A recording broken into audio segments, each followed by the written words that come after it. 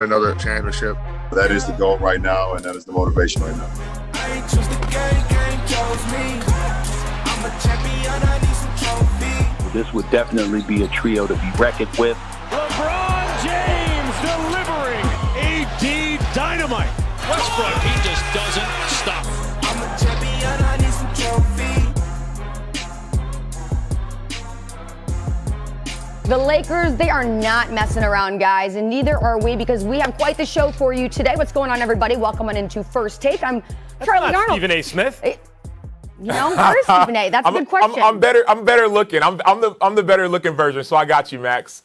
Well, I saw him yesterday. You know, he was still reacting to all the news that we're going to get to, but he was casual. He was cool. So clearly taking a few days off after a very busy last month. But guys, we got Max Kellerman, Sam Acho. Hope you both are doing well. But let's get right into it, because LeBron James finally getting his wish, and that is to play a season with his boy Carmelo Anthony. Melo, now a Laker, signing a one-year deal yesterday in the franchise's quest for gold. Melo, in his 13 career playoff appearances, has only reached the conference finals once and has yet to play in the NBA Finals. Now, the Lakers added 8 free agents to their roster in less than 2 days, including future Hall of Famers Carmelo Anthony and also Dwight Howard. Pairing Anthony with LeBron James means the Lakers now have 2 of the top 10 scorers in NBA history. And guys, look, it's First Take. You know, we love to speculate early, and now that we have a big 3 on both coasts, we have Kyrie, KD, and Harden for the Nets, and then also LeBron, AD, and Russell Westbrook on the Lakers, along with several other key additions in LA.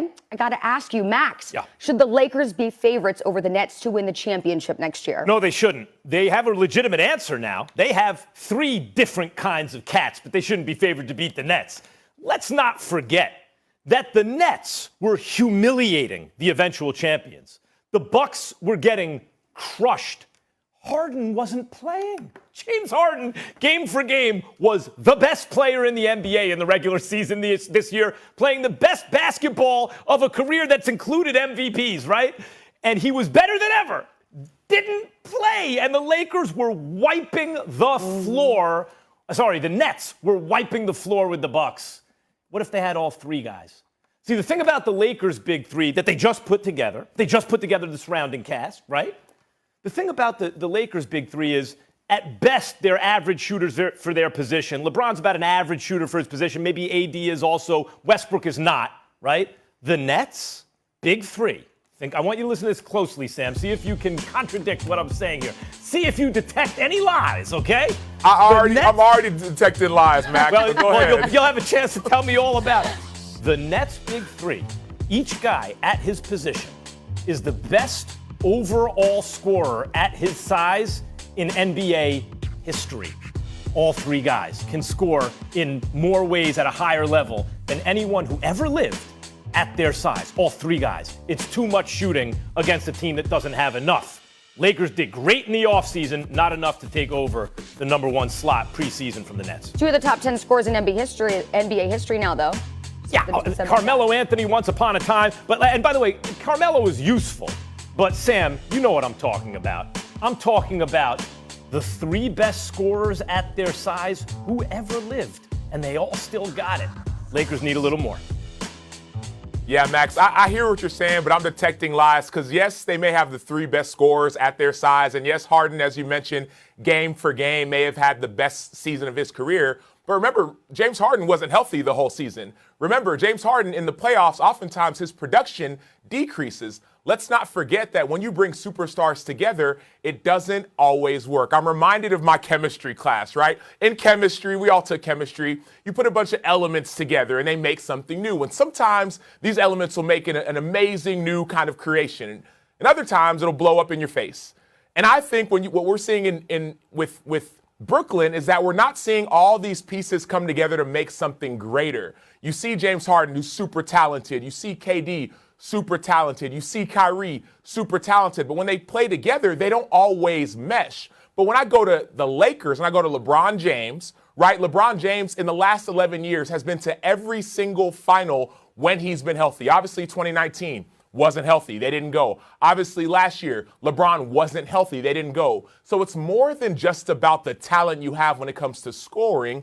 It's also about what kind of leader are you? If I'm picking a team, Max, you can look at me as however you want to look at me. If I'm picking a team, I'm picking a LeBron James-led team every single day of the week. Get to the finals. Sam, we're assuming they're both in the finals. He doesn't always win the finals, LeBron. He's not Michael Jordan.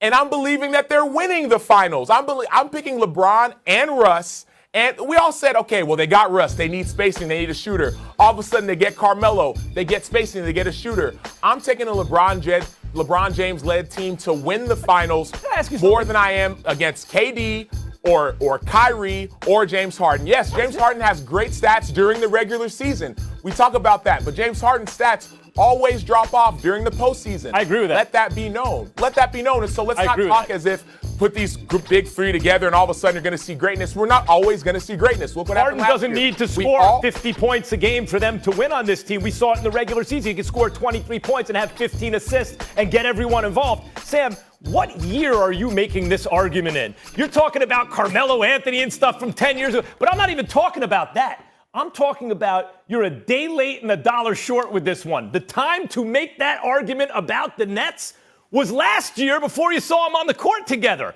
albeit it was brief when they played together. But what they showed is any two of those guys is better than everybody else. Any two of those guys. Again, I want to just say this again. Kevin Durant and Kyrie Irving, neither one was as good as James Harden in the regular season last year. Think about that. Now, I agree that he falls off in the playoffs, but when you're falling off from the top of Mount Everest, you're still above most guys' heads, right? Now, without Harden, who was the glue, who was the facilitator, who's the guy who really made it work as a team, they wiped the floor with the eventual champion Milwaukee Bucks. It was embarrassing. And no one in the world believes the Bucks beat that team if they don't get hurt, right? They almost beat them and they did get hurt. Just with KD. Just with KD, Sam. If this wasn't on the line, they win. Max, check me out. You're talking about Brooklyn, and if Brooklyn stays healthy, they win. Everyone was talking about LeBron and the Lakers. If they stay healthy, they would have won. They would have been in the finals. We all know that. So a healthy LeBron, a healthy AD. Mind you, LeBron missed 26 games last year. LeBron was limping into the playoffs. AD got hurt. Remember, let's not forget the team that went to the NBA Finals, the Phoenix Suns. LeBron and his Lakers, they were up 2-1 against the Suns. They were up 2-1. They were also up at halftime. And then AD gets hurt. And then all of a sudden the series changes. And so, yes, a healthy Brooklyn team is talented, but a healthy Lakers team, let's not forget, you said a dollar short and a day late. Last year, we were all talking about the Lakers going to and winning an NBA championship. No, not winning. Stop right there. No. Let me tell you something. I was with you with the Nets to begin with, Sam. I was like, hold up. Let's see if this works with Kyrie and Harden in the backcourt, right? This is not like Devin Booker and Chris Paul. You know, this is gonna look good. Let's see. I have to say, when AD was out, the two of them were the best team in the league by themselves. Now you're forgetting something else. Like, they already showed they could do it, and they were going to beat the Lakers. No one was going to take them, including the Lakers, 7 games if the Nets were healthy. You're forgetting something else. They added Blake Griffin, who we all thought was done. He hadn't dunked in a year and a half. And then he posterized Giannis. Now, Sam, what does that mean, that he posterized Giannis? Blake Griffin's game was never, he's going to kill you from the outside, dazzle you with footwork. If that dude is posterizing Giannis, that means he physically got it.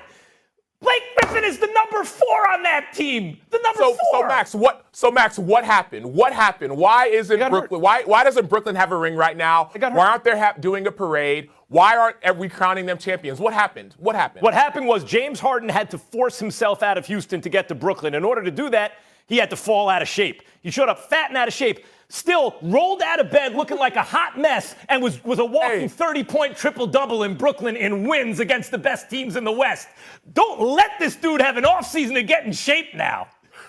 Bingo. So you're saying so you're talking about James Harden as a leader. You call James Harden the glue guy for that team. If you're picking James Harden as the glue for your team, as the leader for your team, as the guy who's going to win you an NBA championship, I'm going to beat you every day of the week when I have LeBron on my team. James Harden's not a glue guy. You're talking about this guy getting out of shape. You're talking about this guy not staying healthy. Look at LeBron. Look at Steph Curry. Look at these guys who invest hundreds of millions of dollars in their bodies. What is James Harden doing right now? You think he's investing hundreds of millions of dollars in his body, or you see him in Paris partying? I'm just saying, if I'm picking a leader to help me win an NBA championship, I am going with LeBron James. Just weapons, base it off of history. His weapons, I just want to remind you, James Harden by himself, right? Because Chris Paul got hurt, faced the Warriors team that no one had a chance against. KD, Clay, Steph, Dre, Iggy. No one had a shot.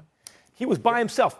And he and his team had the worst shooting night in the history of the NBA, 0 for 27 at one point from three. Game 7. He and his team. Yeah, in Game 7. Team. Sam, they lost by single digits to that Warriors team. Now, his number 2 option right now ain't Trevor Ariza, brother. He's got the ball. He's got Kevin Durant and Kyrie Irving, not to mention Blake Griffin. And you guys who can shoot the lights out on that team, it's a problem. Okay, well, this is a perfect time to transition because you just brought up the Warriors, and guys, get this big news too.